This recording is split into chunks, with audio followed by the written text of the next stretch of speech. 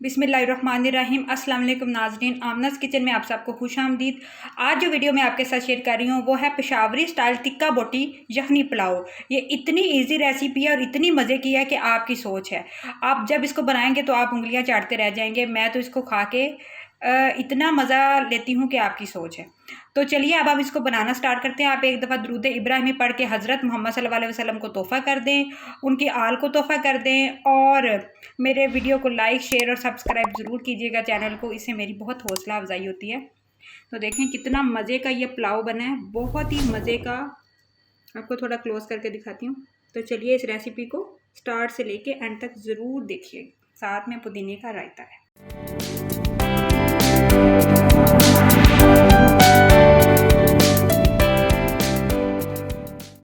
Cooker के अंदर हम सबसे पहले 1 kg जो है ना वो मटन ऐड करेंगे। मटन मैंने धो के अच्छी तरह वॉश करके इसको सिरका लगा के जो है ना फ्रीज़ किया हुआ है। उसके साथ मेरे पास 2 अदद टमाटर हैं और 2 फूल लहसुन के हैं। ये देसी लहसुन है। अगर आप फार्मी लहसुन डालना चाहते हैं तो आप 1 फूल लहसुन का डालें। 1 टीस्पून के जितना मेरे पास अदरक का पेस्ट है। 1 अदद प्याज है जो साबुत हम इसके अंदर ऐड कर देंगे।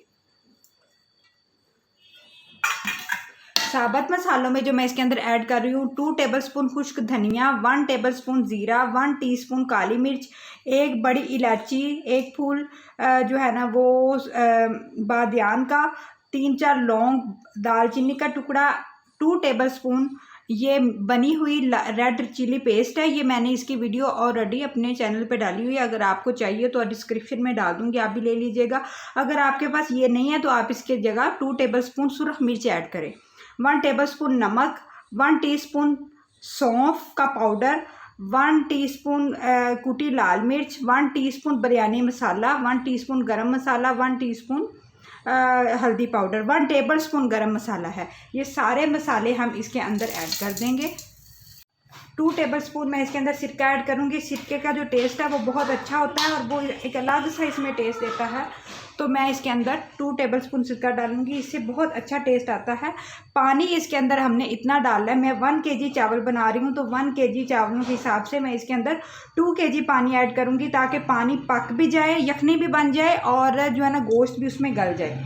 तो आपने इसी हिसाब से पानी ऐड करना है ताकि पकने के बाद जो है ना वो यखनी भी हमें इतनी चाहिए जितने हमने चावल बनाए हैं, यानी 1 kg के करीब हमें यखनी बननी चाहिए। अब हम इसको पकने के लिए रख देंगे तकरीबन 20 से 25 मिनट के लिए। प्रेशर को चलाएंगे ताकि गोश्त अच्छी तरह गल जाए और फिर बाकी प्रोसीजर इसका बाद में स्टार्ट होगा। ये तो तकरीबन 20 से 25 मिनट लगे हैं और हमारा जो गोश्त है वो अच्छी तरह गल चुका है। और आप देखें 1 kg के करीब यखनी भी मेरे पास है।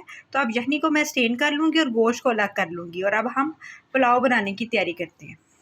यखनी हमारी तैयार है। अब हम क्या करेंगे कि एक अलग कढ़ाई में आपने खुले पैंदे वाली कढ़ाई लेनी है, सिल्वर स्टील की। उसके अंदर 2 दरमियाने साइज़ के मैंने प्याज काटे हैं और 1 कप इसके अंदर मैं ऑयल ऐड करूँगी। क्योंकि ये यखनी पुलाव बन रहा है तो इसलिए इसकी यखनी के अंदर भी ऑलरेडी चिकनाई होगी। तो आपने जो है ना ऑयल इस हिसाब से डालना है जिससे हमारे चावलों में नमी ना ज़्यादा हो जाए। तो तकरीबन 1 कप के जितना ऑयल ही काफ़ी होता है मैं इसमें ऐड करूँगी।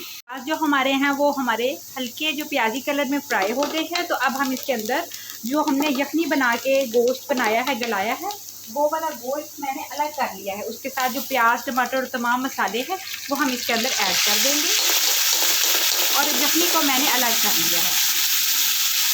अब हम इसको अच्छा बुनाई करेंगे इस गोश्त के साथ, मसालों के साथ, ताकि गोश्त अच्छी तरह से इसकी जो स्मेल है वो ख़त्म हो जाए और बेहतरीन इसका टेस्ट हो जाए। यखनी को मैंने अलग किया हुआ है। अब इसके अंदर थोड़ी थोड़ी करके मैं यखनी ऐड करती जाऊंगी ताकि इसकी बुनाई मज़ीद अच्छी होती जाए। तो आपको पता है स्पाइस और सारी चीज़ें मैंने एक साथ ही, जब पुलाव बनाने के लिए टिक्का बोटी को रखा था तो उसके साथ ही मैंने उसमें डाल दिए थे। तो अब ये देखिए कि इसकी हमने अच्छी बुनाई करनी है ताकि मसाला जो है ना वो हांडी की तरह यकजान हो जाए। 1 kg हम पुलाव बना रहे हैं तो 1 kg ही हम इसके अंदर पानी ऐड करेंगे और बाकी जो हमारे पास यखनी का जो है ना वो लिक्विड है वो ऐड कर देंगे। अच्छा, आपने एक चीज़ का खास ख्याल रखना है, जैसा कि अगर आपके चावल पुराने हैं तो इसमें डबल पानी ऐड करे होगा और अगर आपके चावल नए हैं तो इसमें बराबर पानी ऐड करेगा। तो इस चीज़ का आपने हिसाब रखना है। या दूसरे तरीके से जब आप चावल ऐड करें तो पानी है 1 इंच तक ऊपर होना चाहिए इसके ऊपर, मतलब कि कढ़ाई के अंदर पानी जो है ना वो 1 इंच ऊपर होना चाहिए, तो वो भी हिसाब ठीक रहता है। आप देख सकते हैं कि गोश्त जो हमारा है वो बेहतरीन किस्म का बुनाई हो चुका है। इसका टेस्ट बहुत अच्छा है, इसमें तमाम स्पाइसेस ऐड हो चुके हैं। तो ये मैंने मेजर किया था तकरीबन 1.5 जो है ना ये मग मैंने मेजर किया था, ये 1 kg बनता है। तो मैं इसके अंदर 1 कप पानी ऐड कर रही हूँ और 1 कप के जितना इसमें ये यखनी का लिक्विड है वो ऐड कर रही हूँ। आप मेजर करके ऐड करें। ये मैं इसके अंदर 1 कप ये यखनी ऐड कर रही हूँ। अगर आपसे ज़्यादा यखनी बन जाए तो आप उसको स्टोर भी कर सकते हैं, ताकि बाद में जब आप पुलाव बनाएं तो कभी कभी यखनी नहीं होती, चिकन पुलाव में भी आप इसको ऐड कर सकते हैं। तो अब हम इसको जोश आने तक छोड़ते हैं ताकि इसमें अच्छा सा जोश आ जाए, फिर हम इसके अंदर चावल ऐड करेंगे। कभी भी ठंडे पानी में, ठंडे इस तरह के मामले में चावल नहीं ऐड करने चाहिए, वरना चावल जो है ना उसकी क्वालिटी गिर जाती है। तो कोशिश करनी चाहिए कि चावल हमेशा बॉयल होते पानी में ऐड करें। जब आप इसके अंदर पानी ऐड करें तो उसके बाद आप इसका नमक भी टेस्ट कर सकते हैं और मिर्च भी टेस्ट कर सकते हैं। अगर आपको मिर्च कम लगे तो आप इस स्टेज पे सिर्फ इसमें हरी मिर्च भी ऐड कर सकते हैं, काली मिर्च भी ऐड कर सकते हैं और नमक भी टेस्ट कर सकते हैं। नमक का ये हिसाब होता है चावलों में कि जब आप टेस्ट करें तो आपको थोड़ा सा नमक आम मतलब टेस्ट से थोड़ा तेज़ लगे, आपकी ज़ुबान को थोड़ा तेज़ लगे, तो वो चावलों के अंदर जाके बराबर होगा। तो आपने इसके अंदर थोड़ा नमक तेज़ ही रखना है। पानी में अच्छा खासा जोश आ रहा है, तो अब इसके अंदर मैं चावल ऐड कर दूंगी। 1 kg मेरे पास चावल है और साथ में 1 हरी मिर्च भी इस टाइम पे ऐड कर दे, उसका टेस्ट बहुत डिवेलप होता है। चावल मैंने ऐड कर दिए हैं। अब मैं इसके ऊपर ढक्कन दे दूंगी ताकि जो है ना वो चावल अच्छी तरह से इसमें गल जाएं।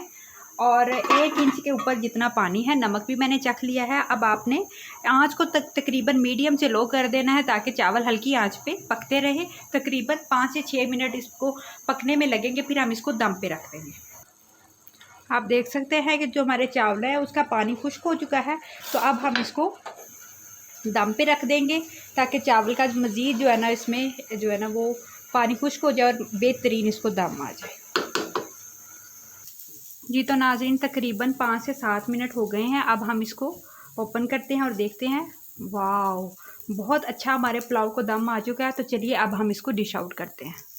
जी तो नाज़रीन आप देख सकते हैं कि पुलाव को मैंने डिश आउट कर दिया है। शामी कबाब और इसके साथ जो है ना रायता और सलाद जो है ना वो बहुत ही इम्पोर्टेंट है और बहुत ही मज़े का लगता है। मुझे उम्मीद है कि आप इस रेसिपी को ज़रूर ट्राई करेंगे। दुआओं में याद रखें, अपना बहुत सारा ख्याल रखें और मुझे कमेंट में बताइएगा कि ये आपने बनाया और ये कैसा बना। अल्लाह हाफिज़।